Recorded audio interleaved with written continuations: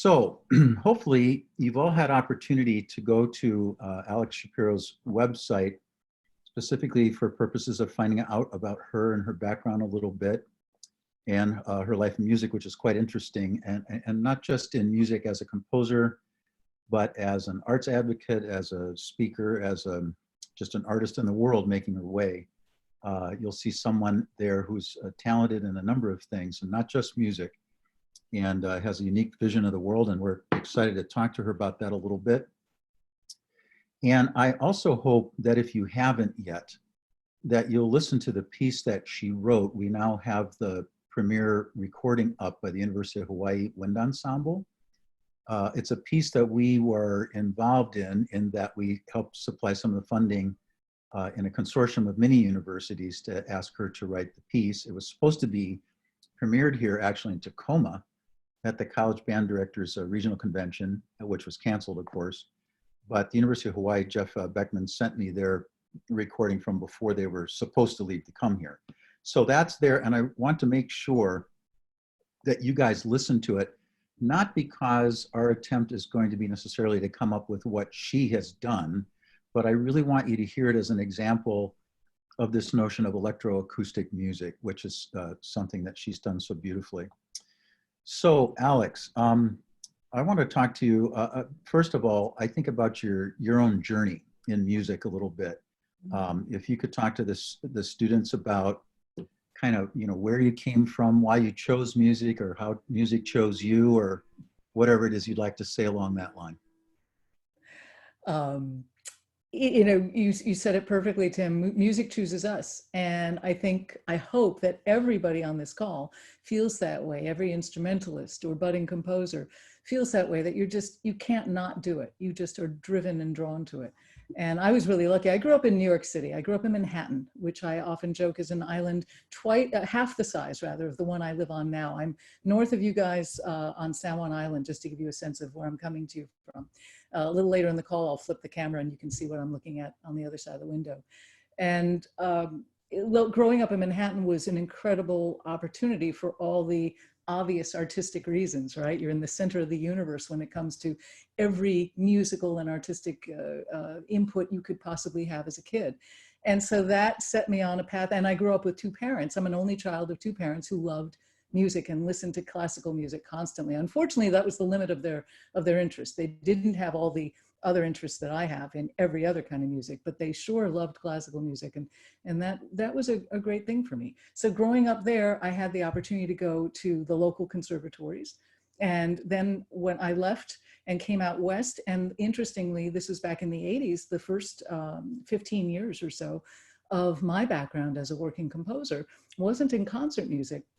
It was in commercial media, scoring for everything from films and TV shows, all low budget, bottom of the dial stuff, direct to videos, corporate videos, pre-internet stuff. Because remember, this is the 80s. We didn't have we barely had personal computers. I got my first one in '84 when the Mac came out, and then we didn't have the internet. So we did these wacky things called CD-ROMs, which pretended to be interactive. You'd slip a disc into your player and be able to click on certain things, and depending on what you clicked on, other things would happen. Woohoo! It was very exciting at the time. So goofy now, but that was sort of the beginning of interaction, and so I was scoring for commercial groups like Eddie Bauer and catalogs that were sending their stuff out that way, games obviously, and then in the mid 90s the industry started to change and all kinds of things happened, and I realized that my happiness actually was going to be more in writing for live ensembles. That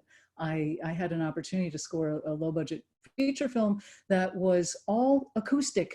Because as you guys know, most of what you hear in commercial media is done all with synthesizers and electronics, because we don't have the budgets most of the time, unless you're big budget picture.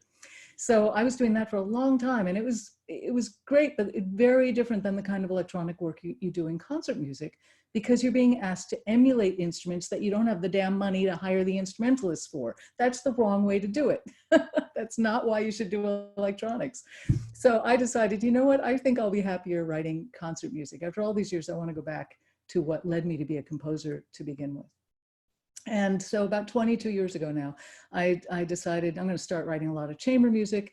I didn't know anybody in the concert music world at all. I hadn't written concert music since I was like 19 or 20, but it was something that I loved because I had done this kind of chamber orchestra score for a picture, and it reignited my passion for it.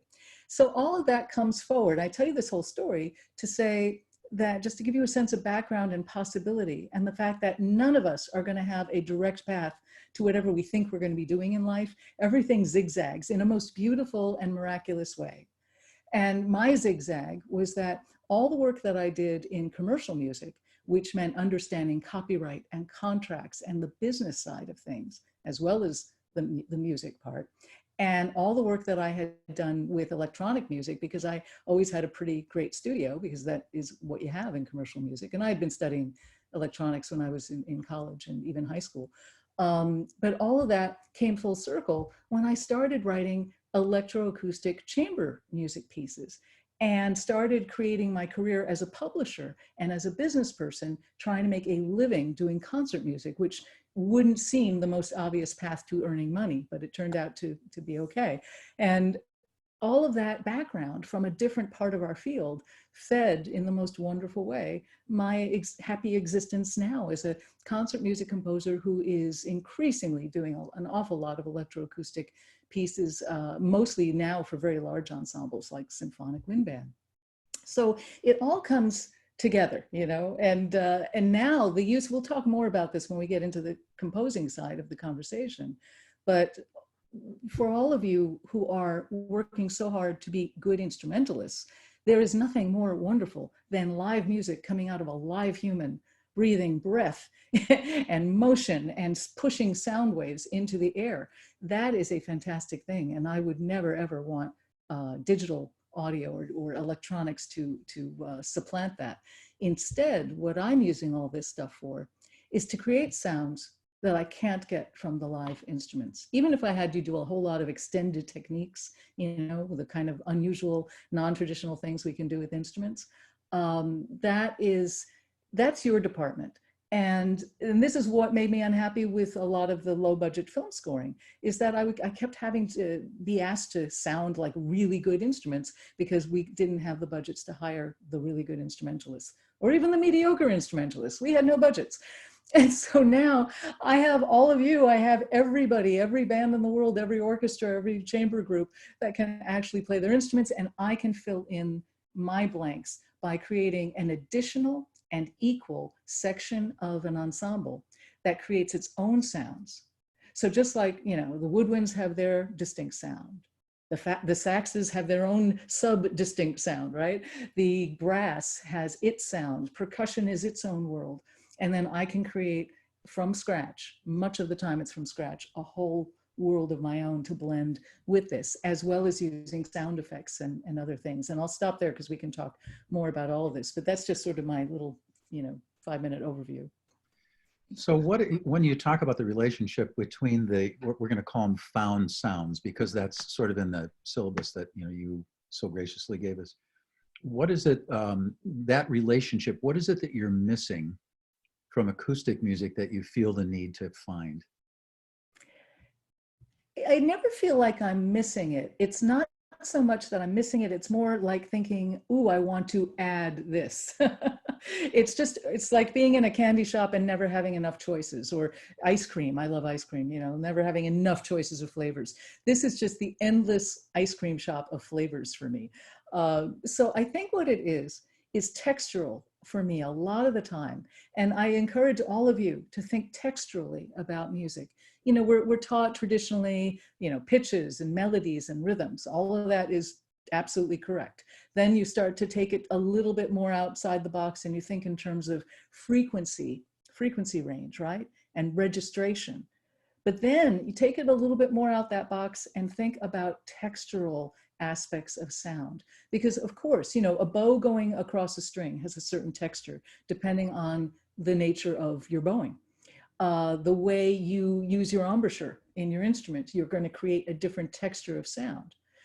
In electronics, in digital audio, we manipulate sound waves to create different textures. And not only that, but within those textures within these sounds I create, I can place them all over the place, right? I can move them around. They can undulate. I can have one go into the left and the next one go into the right and back and forth, all kinds of things that would be much harder to accomplish, with a live instrument, unless I had you running back and forth on the stage, which would be difficult.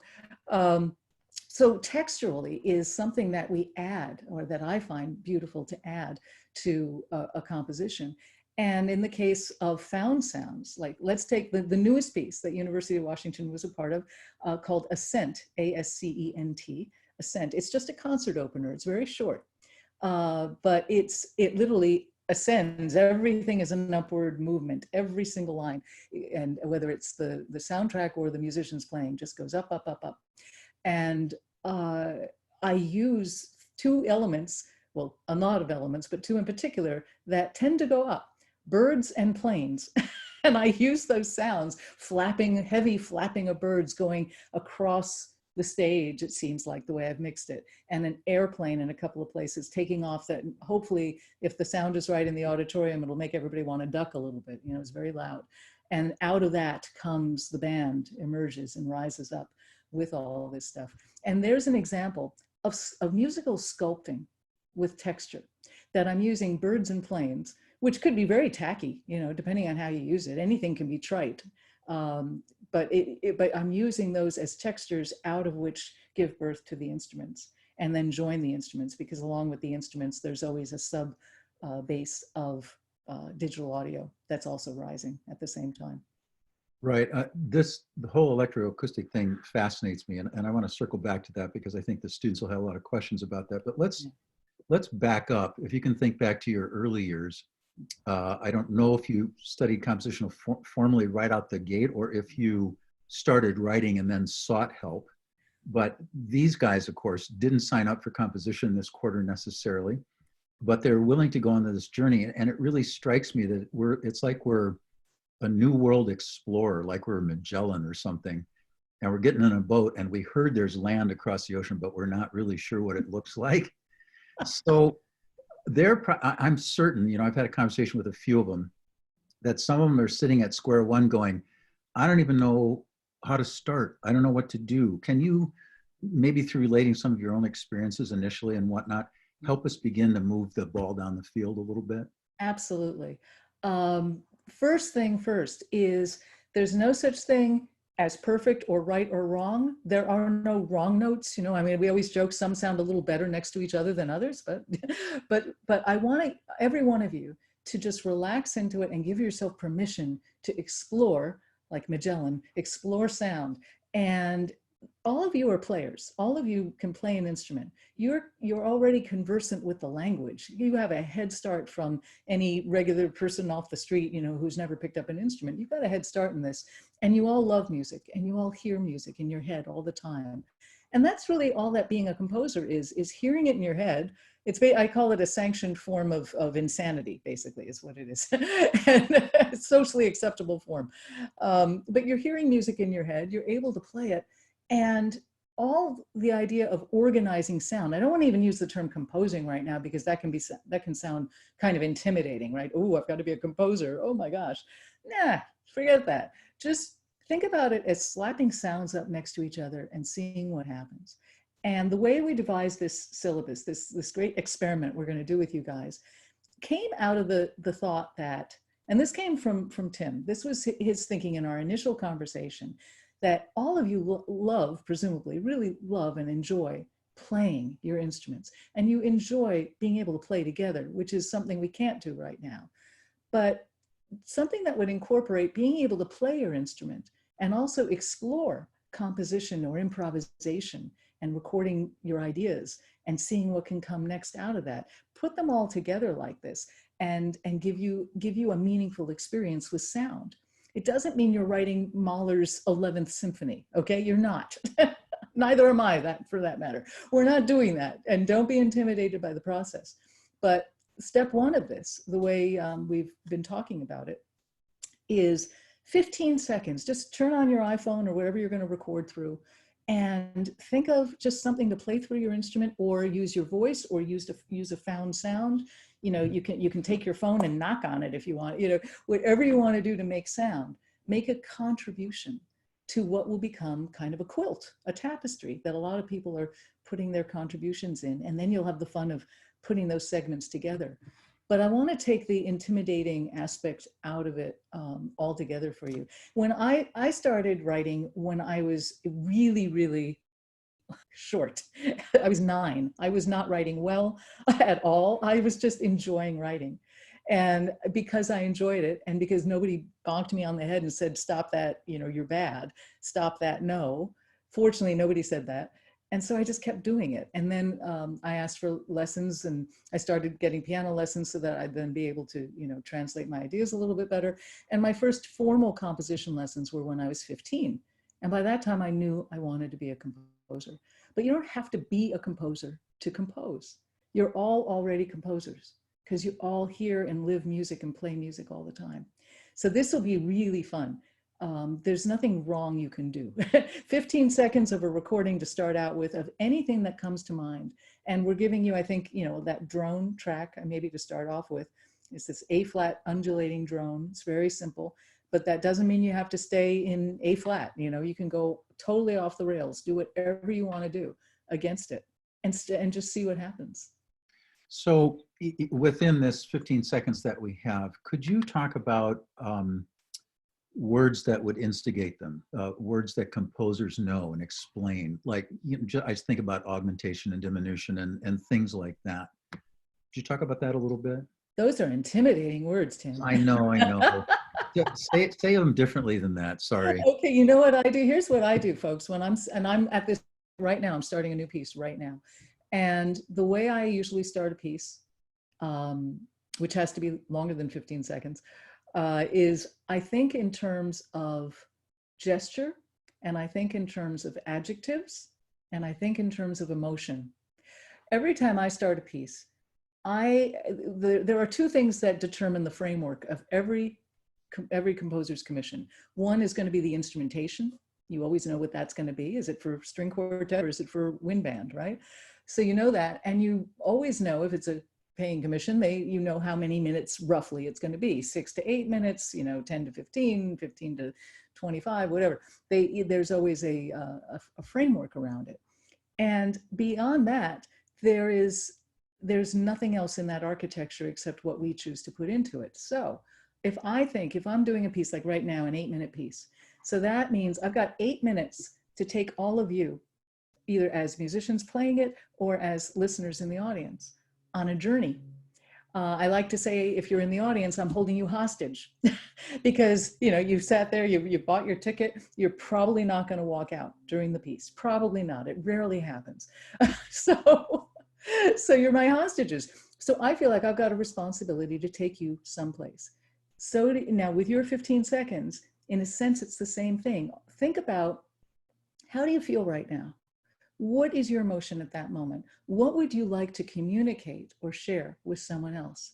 I think in those terms constantly about, you know, the whole reason we compose, that we're driven to compose, is to shake somebody else by the shoulders and make them feel what we're feeling. It's a very cool thing. It's a very, I don't know, it just is mental health, I think, for a lot of us. And to be able to express ourselves and know that someone's on the other end, maybe feeling what we're feeling. So I think in terms of adjectives, what, you know, is it melancholy?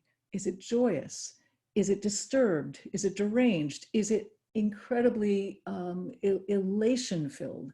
You know, there's a world of emotion that we feel within a single day, especially these days. My gosh, we're overwhelmed and overloaded with what's going on around us.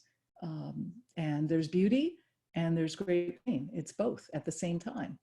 That's a lot of complicated emotion, and often we don't have words for it, which is why we're so lucky to be musicians, so that you can pick up your instruments and express how you feel on one end of the spectrum, the other, or all at once through those notes. So that's how I would say to start, to think about, don't worry about, you know, musical terms.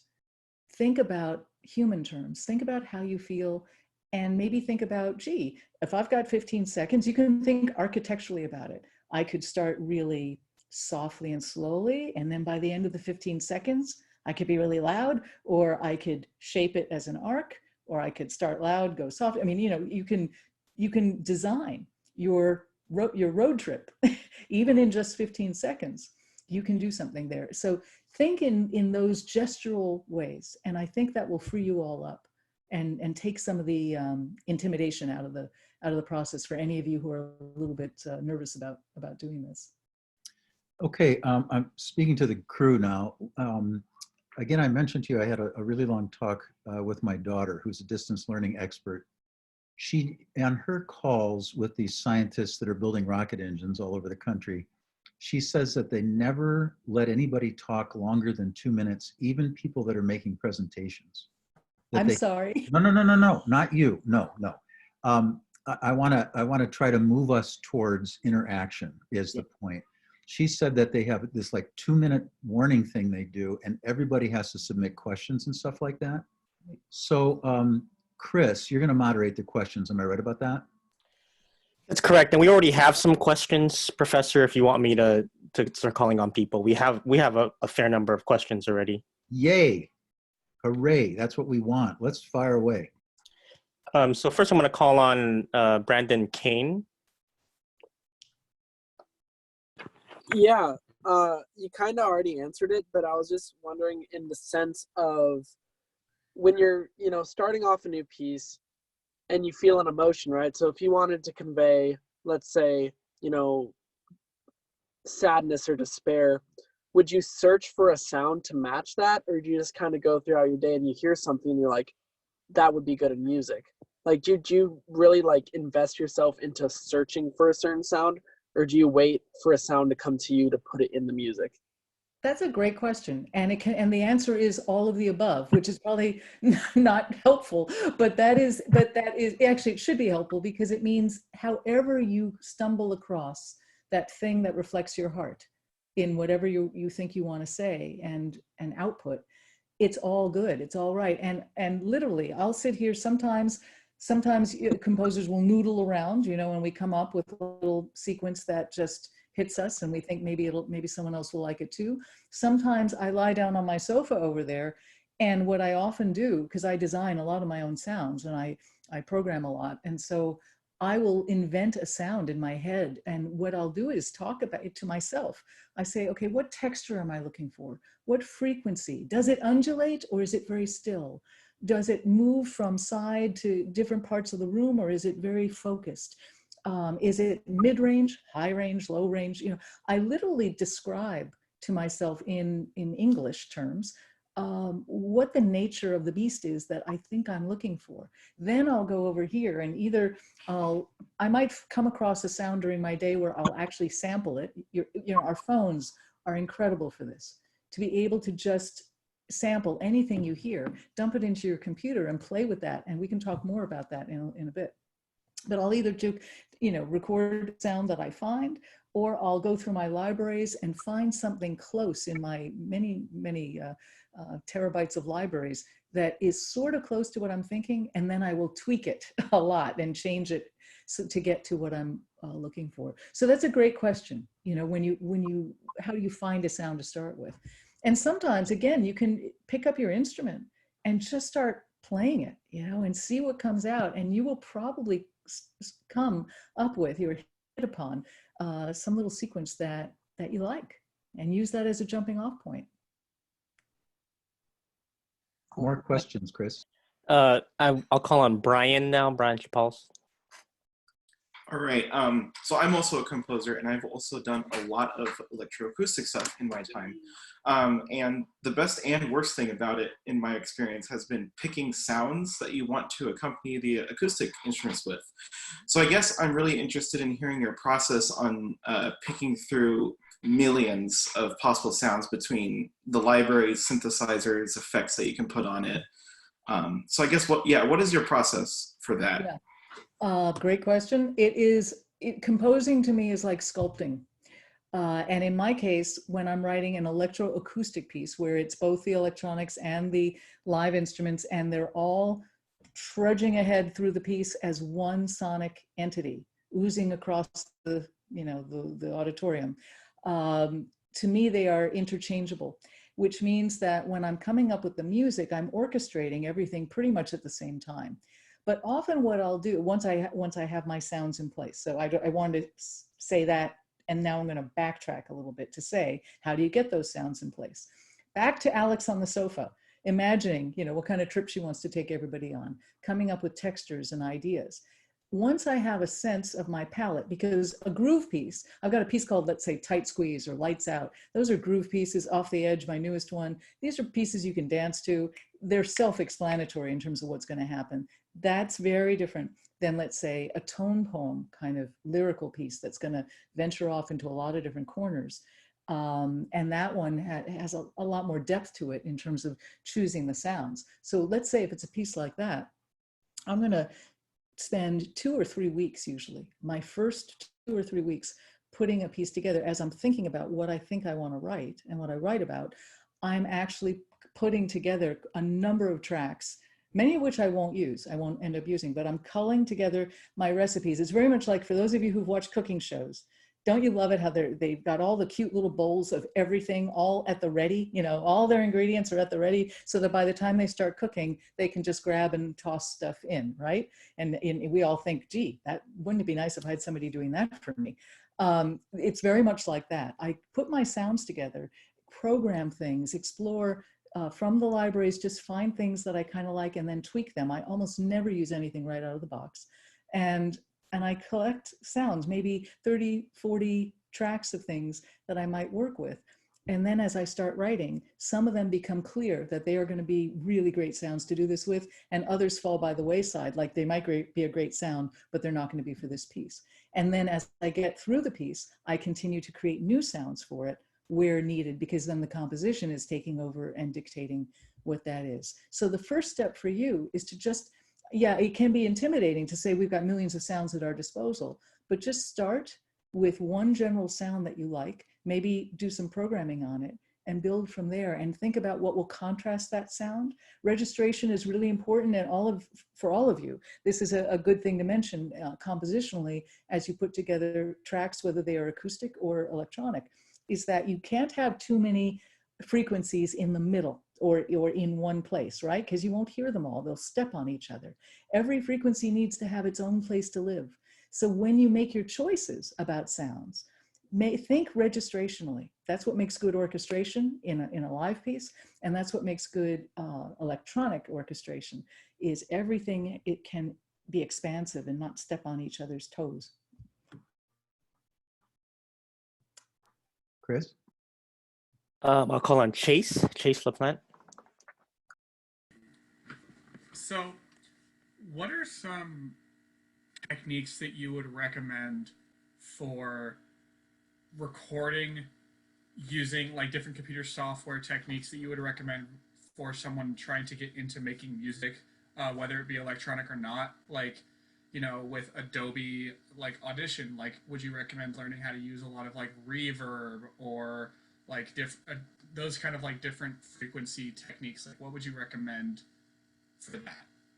Well, if you're recording, let's say if you're recording your own instrument, because it depends, the answer to that is depending on what you're recording.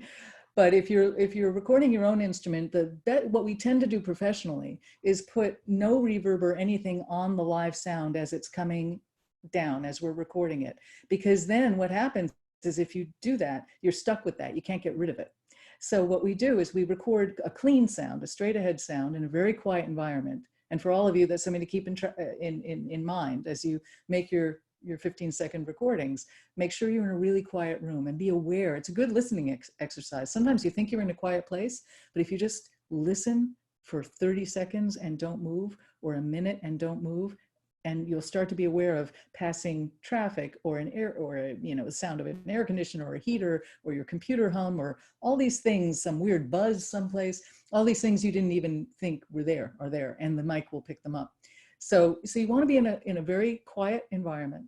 You want to record clean without running it through reverb or anything like that to begin with.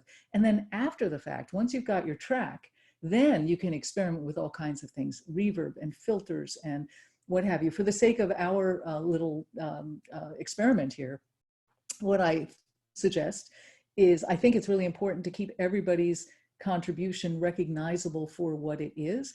So so you can process it if you want. You can run it through reverbs and maybe change some envelopes on it. We can talk about all these terms a little later, but don't chop it up. Don't do what I might do with my sounds here and start chopping them up and put them in all different places and making them a little bit Picasso-like and unrecognizable as the original. Don't do that. But I think any of these DAWs, as they're called, digital audio workstations, they're all basically the same in terms of what they do. GarageBand is free, Reaper, all these, Audacity, all of these are the same tools, just laid out differently. And any of them will work for what you're doing. Also, our phones. I mean, I'm using an iPhone. I don't know the Android world as well, but I know, all phones have multi-track recording capabilities or single-track recording. Because really, what you're doing is one track. What everybody here is going to be doing is recording one track of themselves, and then sending that audio file into whoever your team leader is. and who will kind of, put them all together in a way that you can access them.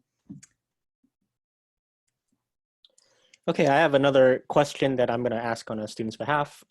So Alex, when you're conceiving of new sounds or trying to find new sounds, do you find yourself going first to acoustic instruments and seeing how those sounds might be modified, or do you find yourself turning to like a synthesizer or an electronic route first? Yeah, it's both at the same time. It depends. If I'm writing, let's say, for a soloist or for a small chamber ensemble where I know, the abilities of the players, I might be driven by knowing, what kinds of interesting things I could do for them on their instruments. But if it's an electroacoustic piece, again, the track is going to be a very substantial part of that experience. And it's going to not only bolster, but be an equal partner to the instrumentalists, and they're going to play off of each other. So a lot of the time I start with the track and with the array of sounds that are going to lead me right down the path of how I want the instruments to shine through that and shine above. Because I don't want, Ascent is when you eventually hear this piece, it's not an example of what I'm talking about, because the soundtrack does overtake the instruments, but that's intentional. It's a very chaotic piece. It's a piece of sound design, and that's intentional. But other pieces, like if you go onto my website and listen to the third movement of Immersion, is called Beneath. You'll hear that the wind band is it's all about the wind band, and it's just that I create this sound world around it that's going to support and be another voice in the band. So I don't know if that answered the question really well, but I think it's a holistic thing for all of us, that music is not just the trombone or just the oboe or just the track. It's all of these things together, and that's the beauty of ensemble music. That's why we love playing together in a room, and why you all miss being able to play together in a room together. And I tell you, the one thing that we were not ready for this pandemic, but it will be ready by the next one, and unfortunately I bet there will be a next time, is synchronous recording, right? We cannot do live time recording. We can't even speak at the same time, and we can't play our instruments together like this at the same time, but soon we will be able to. And when that happens, it's going to be a whole new world. It's going to be a lot better. Not as good as being in the same room together, but it will be better. All right, thank you, Alex. I got a question from Griffin and Katie. Yeah, hello. So this is a question directly related to our project, but you were talking a lot about like the use of Whoop, I lost you there. Like I was talking about the what? we were talking a lot about using found sounds. And in regards to our project, are we allowed and encouraged to use found sounds in the final product, or should we specifically work on interweaving like the sounds from our own ensemble? Well, I don't want to speak for the team leaders, because this would be really their call. But my feeling would be, number one of the things we wanted to do was keep you having an opportunity to play your instrument. Right? So I would say, ideally, if you're comfortable writing something for your instrument, make that your first choice, just because that connects you more to that. But if you, for some reason, if you come up with a good idea of, or, you know, have a great sound or something's passing by and you record it on your phone and you're going, oh my gosh, this is what I want to do, by all means. I mean, I don't think we should put artistic limitations on anybody. I would just say that since this is an instrumental group, and it's the joy of playing our instruments, I would encourage you to want to play your instrument as a first choice. But there are no rules. If you find a great sound, any of you, if you find a found sound, musique concrète, some kind of sound design idea that you think would be a really cool contribution to an overall pastiche that we're putting together, go for it. You know, use your judgment. And you guys had a second question. You want to ask that, Griffin?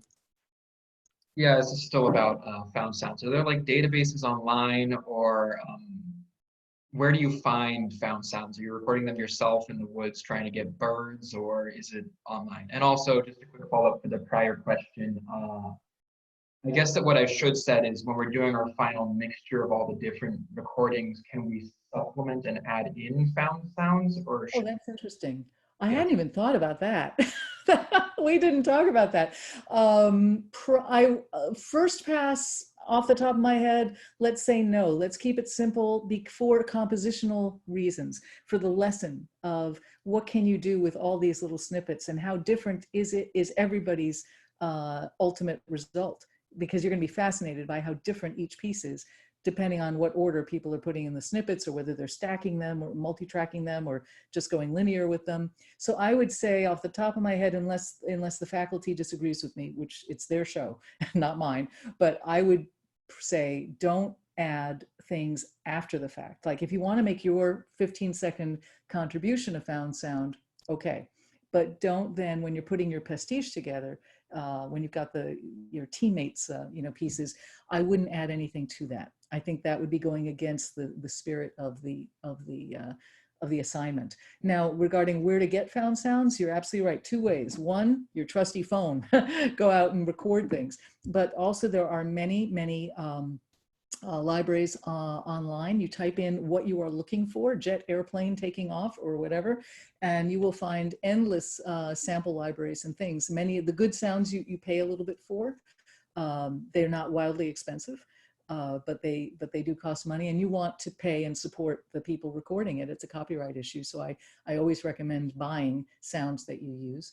And then there is freeware out there too. There are plenty of free samples that people offer up. And so all you do is Google what you're looking for. If you have an idea of something you want and it's something that you can't very well record yourself, then sure, you can find it online.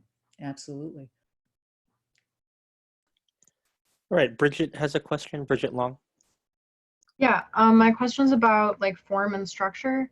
When you're, and I think it's relevant to our project, when you're composing a piece with found sounds, do you tend to have a structure in mind that you kind of fit the sounds into, or do you more tend to let the sounds you pick kind of inform the structure? Yeah. I'll give you an example. I'm very motivically driven and pretty tight in my structures personally. So there's always a reason for the sounds, and they always serve a very distinct purpose, just like any melodic motive would, or rhythmic motive. An example would be, I've got a piece for band called Trains of Thought, where I use train sounds. Now, again, it sounds trite, but I tried to use them in a not trite way. I had these amazing samples that a friend of mine who lives right near a train track in Vermont recorded for me at my request, of this incredible, very beautiful, haunting horn sound as it passed by, and the crossing bell sound. And so what I did when I got those sounds, and was my starting off point for the piece. Those sounds sounded to me like, oh my gosh, I could bring in the brass and the woodwinds on, through this and echo the trains, and everybody would be echoing each other. It would really be an effective thing. How do I start with that? I notated the sound clusters, the actual notes of the train horn, and they are clusters. It's really not a pure note, but I notated those clusters. I titled my samples. If I was working with, let's say 10 different train sounds, I gave them a title that in the file name, so I could see it, it would say A flat, G flat, you know, GF or whatever, you know, it would say all of the notes in it, and it would say left to right or right to left or whatever, you know, it would give me an idea what it was, because, you know, you can't tell by looking at a sound wave. I chose my entire sound world for the piece, which is a, I don't know, 9-minute piece. I chose the sound world completely from those notes of the train, and I let those notes of the train guide the motivic development of the piece. Another piece that I did for middle schoolers is an ambient minimalist piece called Rock Music, where they all have to go outside and find a couple of rocks to play together during the piece. It's my way of getting them connected to the planet, getting them away from their screens and looking down at their feet and onto what we, you know, what we walk on. So guess what? With the commissioning school, I had them all record their rock sounds for me. No two were alike. There were 108 students. It was wild. I got 108 MP3s of rocks, all doing different things. I knew this was going to be my source material, and so I categorized the rocks into the ones that were just rhythmic sounds or scraping, and the ones that had pitches. And then from those pitched rocks, I ended up getting my piece and putting them in the track, as well as during the piece, the musicians also play rocks along with their instruments. But from the sounds of those, you wouldn't think a rock is a musical instrument. It is. Most rocks have pitches. All you have to do is listen. So there's 2 examples for you, I think, that demonstrate in the composition process of using found sounds in a very outside the box kind of way. To me, all sound has pitch and texture, and often some kind of pulse can be there depending on what it is. So. All right, if you have more questions, everyone, please submit them in the chat. But for now, that's all the questions we have, Professor. Sure. So, Alex, I'm going to ask you a couple of questions based on conversations that I've had with some of the students, some of the older students. So some of them are wondering 2 things. One is, you know, I'm only playing 15 seconds of music for this whole composition. How does that work? And the other is, can I go back and re-record something if I don't like the 15 seconds after the composition is developing? Does that make sense? So, once it's been released, once it's been released to the world, meaning your team, right? I don't think you can retract it if people have already started to work with it. Now, if you send it in and then change your mind the next day before anybody's had a chance to start working with it, of course, you know, right? But you know, treat it like a published work. That it doesn't have to be perfect, folks. You know, this is, we're not trying to win Pulitzer Prizes here.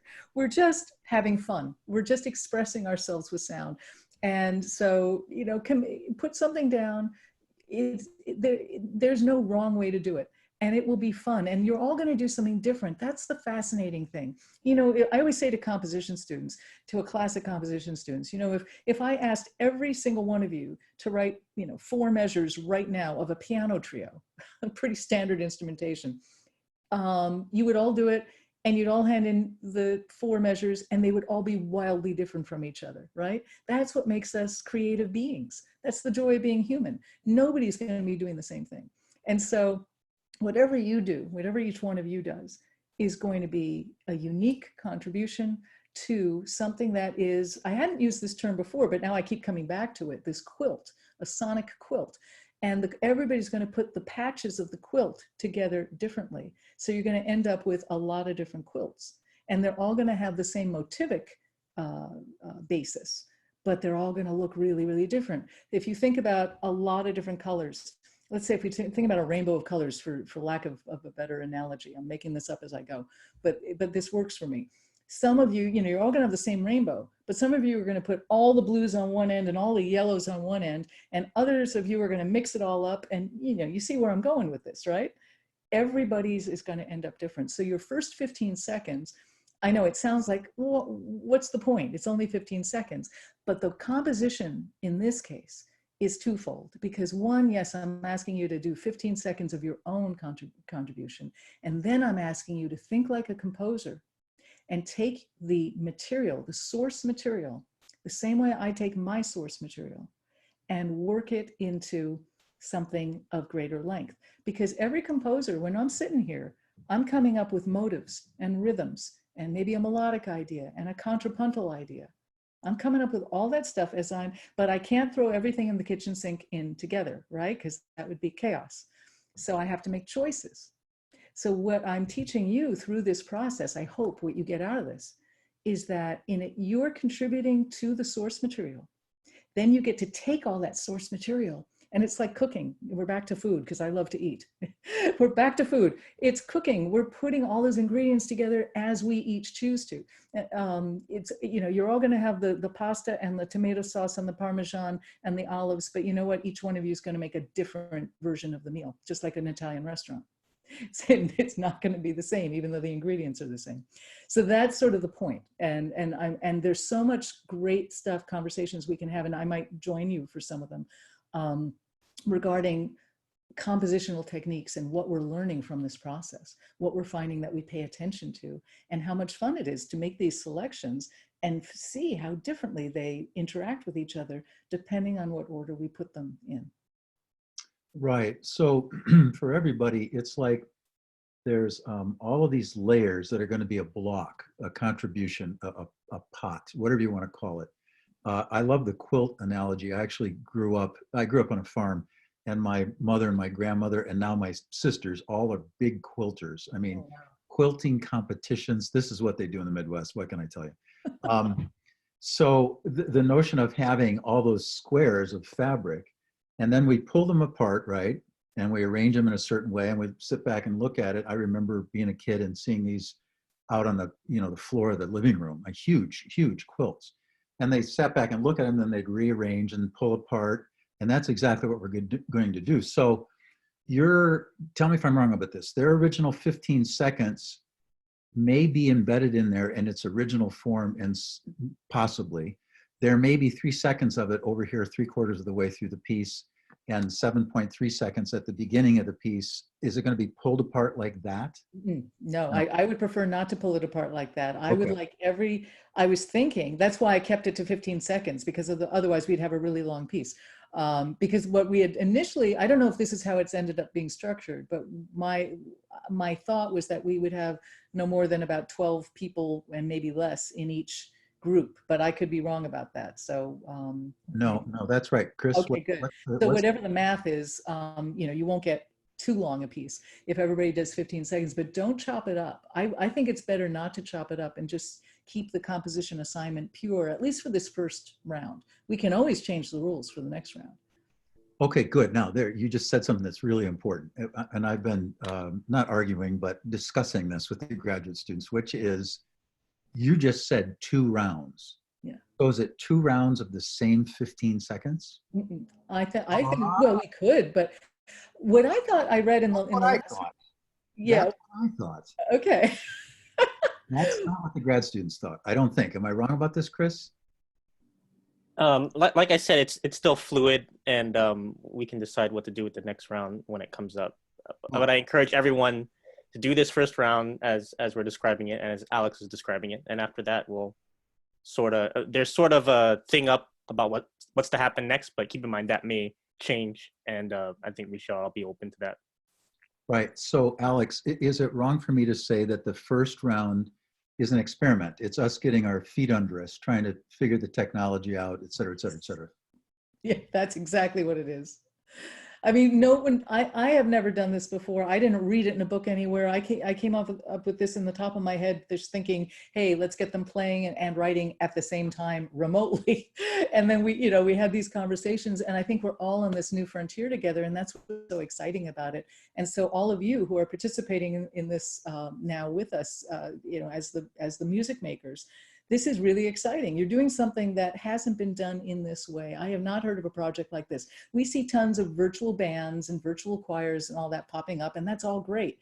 That's people playing predetermined stuff, and playing their parts. And I've been sending music to people to be able to do, since I've got a lot of backing tracks, as we say. But this is different. You're creating your own material for your virtual band. It's very different, and it's more fraught with peril, but more fun. Right. There might be land across the water, but we don't know for sure. Exactly. Well, I don't know how you guys feel, speaking to the group. I don't know how you guys feel, but to me, that sort of takes the pressure off in a certain way. We're going to get our toes in the water on this thing with this first 15-second thing and mess around with the technology and see what that's like and work together and try to figure it out. Then we're going to have a much clearer idea, I think, of how to proceed from that point. Yeah. And we welcome your, I say this to all of the students, you know, your input and your ideas and suggestions are really valuable because, again, we're in this together. So if there's a theme of a bunch of people seem to be running up against the same question or the same issue, that's worth talking about and paying attention to, you know, and anybody who's got suggestions, you know, let's hear them, submit them, and or email me or talk to Chris or Tim or whomever your team leader is, because I think this is part of the creative process, is being creative, using technology and using, frankly, the uncertainty and the unexpected that has been dumped in all of our laps without our asking for it. And this is a key. I mean, now if I can get philosophical just for a moment, and I won't go on and on, but I think what's just happened to us this past month as a global society, as a tribe of humans, is a very telling metaphor for how to be able to succeed with your sanity in life. Is you have to be able to make adjustments pretty quickly, and instead of freaking out and seeing only negative, you have to find the beauty and the joy and the positive in things. And that cannot always be done, but this is an example of where it can be done. And I think that if we see this as an opportunity to get to do an unusual project that certainly, you know, when we all celebrated New Year's a few months ago, we were not expecting this, right? So we're just rolling with it. And yes, please take off the pressure from yourselves of thinking this has to be perfect or a certain way. It doesn't. We're just, you know, we're finding our way through this. But I think it's really good for the soul to collectively find our way together.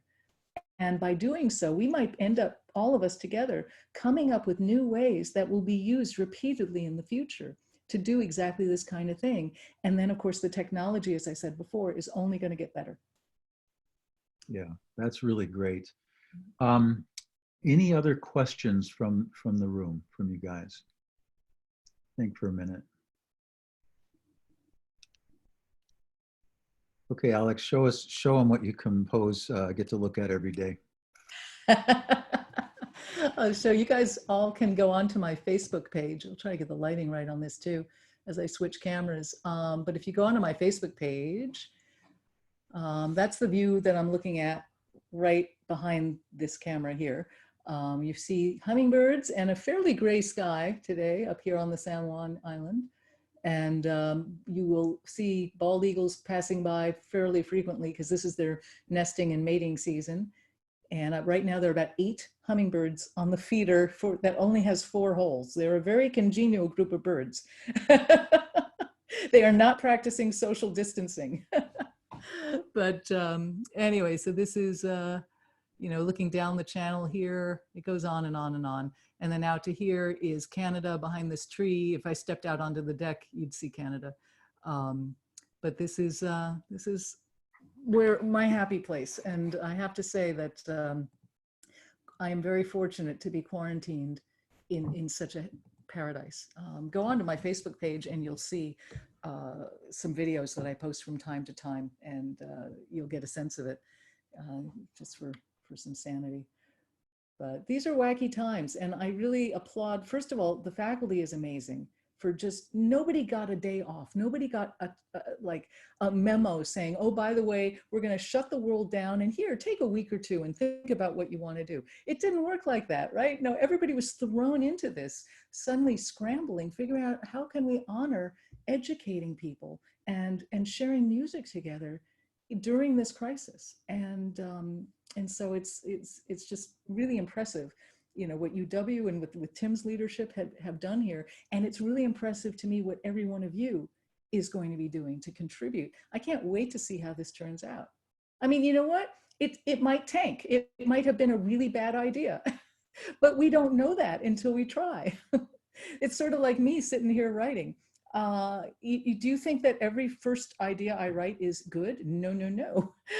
But I won't know if it's good or not unless I, put it out there. Part of the deal about composing in general is that we have to you can't censor yourself right away. And keep that in mind for your great 15 seconds. Don't censor yourself right away. Judge it after you've done it. But get something out there. You can always, save the recording and move on and make another recording until you find the one that you want to submit. But it's just like regular, real life composing on deadlines and everything else that we try. I mean, once in a while you come up with the motive, the right thing, on the first bounce, but a lot of times you don't. And you have to judge it and say, if this isn't holding my attention, I don't expect it to hold the audience's or the musician's attention. But you have to let it play out just long enough to be able to make that decision. Writer's block comes from. People get writer's block when they're judging themselves at the exact same moment that they're trying to write. You can't do that. So all the pressure is relieved from you guys, okay? Poof, no pressure. Just express. You've been so great, and I don't want to take up any more of your time, but anybody, if you have any last questions, now's the time. I'm hoping to talk Alex into coming and visiting us again. This was just so rich and so meaningful. And I hope that you guys have some sense of direction now a little bit more clearly. But Alex, I'm going to excuse you from the call and keep the team on here for a second and chat with them. Great. I can't thank you enough for, bringing me into the UW fold here and being part of this. This is really exciting for me. And I've said it to Tim and the faculty in our couple of Zooms before, but I want to say it to all the students that this means a lot to me as your neighbor to the north to be, obliquely part of this. It's really rewarding. And as you can tell, I'm pretty enthusiastic about writing music, playing music, all of this. And I share your enthusiasm as a fellow musician, all of you. And I really look forward to hearing what you come up with. And again, I might be able to pop into one or more of the classes, even just for a little bit, to see what's going on and what you guys are talking about. So email me. If anybody really has a burning question, email me, alex@alexshapiro.org, O-R-G. Don't go .com, otherwise you'll get some strange dude. So, and thank you. Bye-bye. Thanks so much. Okay, bye. Okay. So it was so strange the other day to talk to you guys and not sort of feel your presence, not hear from you. It was just really weird. So I talked to my daughter, who is a distance learning expert, and I FaceTimed her last night, and I started telling her how weird it felt to try to have a class, especially of a group that I'm used to hearing make sound, and how strange all that was. And she said, "Oh, Daddy, get some paper, let's talk." And I started taking a lot of notes, and it was great. She's really good. She took Alaska Airlines, all the training for the pilots and the flight attendants relative to airport issues and stuff, all that online. She did that by herself. Now she's doing it for Blue Origin. They're building rocket engines. It's interesting work she's up to. But anyway, one of the things she said is that icebreaker is like super necessary. So when we meet again on Tuesday, if you don't have a meme, don't show up. Okay, I want to see the best memes you've got. Actually, Griffin and Katie sort of win that in a certain way. But look at them. That would be great. And then the other thing we're going to do, and Chris, you just stop me if I'm saying things that aren't possible. We're going to set up Zoom here so that you can go into your teams during our meetings. And we'll dismiss into the teams for like 4, 5, 6, 7, 8 minutes at a time, and then come back together and stuff. And I think that'll be really, really helpful. But don't hesitate. Again, I want to say one more time, if you need to talk about anything relative to this project or life, I'm here, would happy to chat with you anytime. And the team leaders, does everybody know who their team leader is, Chris, more or less? We'll just assume the section leader for now. When Alex is referring to team leader, she's really referring to us as the administrators. Okay, got it. So I'm excited to see what you come up with. My whole take on this is that you guys are a whole heck of a lot more hip to technology than me. And I have a feeling you're going to come up with some mind-blowing things. And it's going to be fascinating to see how we sort of glue it all together. I think it's going to be great. Any other questions or answers? So I think Tuesday is Huck Hodge. Is that true, Chris? I believe so. Has anybody got the schedule of the speakers? I think that's true. I think Huck is Tuesday and Marty is Thursday. Something like that. Tim, while you're looking, just to the symphonic band people, I'll be in touch via Canvas. We're still planning on joining those that can for those chats. But I'll be in touch just to get in touch with my three different teams as well, just to update where you all got on your meetings yesterday. So that's all. Nice to see you. Kevin's quarantined in San Francisco. So Chris, I forgot what I asked you to look up. Yes. Right. O'Donnell is on Tuesday. Oh, Marty's next. Oh yeah, that'll be fun. You'll have to put up with the ribbing. He really digs into me a lot, and likewise. So you're going to see, unfortunately, a side of me that's probably not going to be pretty, but that's just the way it works. With he and I have known each other 45 years, so that'll be good. He's obviously more knee deep in all this technology than about anybody in the world, just to be honest, and kind of a rock star in the video game world. So that'll be fun. And fun to give him a hard time in front of you all. I look forward to that very much. Any other questions from anybody? Is everybody doing okay? Just like wave your hands or something, say, I'm good, yeah, yay. Chris, one question. I only see like 15 squares across the top. That's not indicative of the number of people that are here necessarily, right? There's 54 people on the chat right now. Wow, well, good, that's terrific. And as you gathered by Kevin's appearance here, members of the symphonic band who have the time free from their other classes are invited to join, as are campus and concert bands. And so there are some people who will be a part of this as well. And then lastly, I just want to say, make sure you're playing your acts. I don't want to hear you in the fall if you haven't played for 6 months, I gotta tell you. So make sure you're getting after it and letting it out with your instrument. I've been playing the piano a lot and really enjoying that. I haven't had this much time to do that, and it's been great for my soul, I have to say. I've loved it. So yeah, anything else? Anybody? Speak now or forever hold your peace. Great, you know where to find me. Was that somebody? Is that somebody? Yeah. Hi, Patrick. Sorry. So with